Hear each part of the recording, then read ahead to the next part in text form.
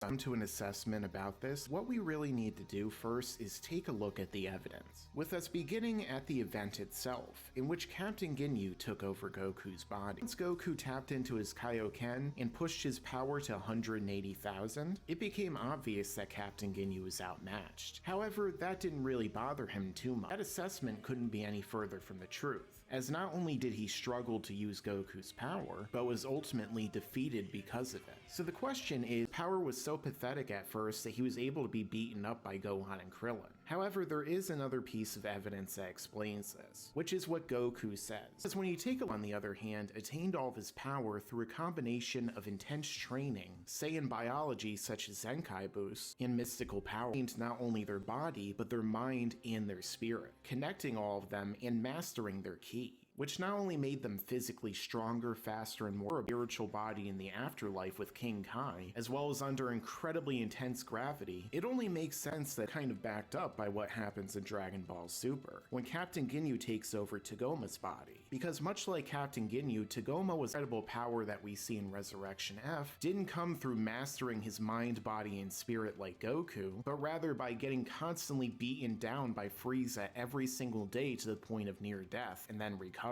Tagoma, much like Captain Ginyu and Frieza's forces, had a might makes right type of mentality. And as a result, all they could really see and understand was power and pure brute force. And if someone else just so happened to have more than that, all Captain Ginyu would do is take them over, not really learn from their example. The idea of training to them and mastering their mind, body, and spirit was something that they probably didn't even think would really work, or even thought was below them. After all, when they go from world to world wiping out weak civilizations, does it really make sense for them to focus on training themselves and pushing themselves past their limits like a Saiyan does? Not think would really work, or even thought was below them. After all, when they go from world to world wiping out weak civilizations, does it really make sense for them to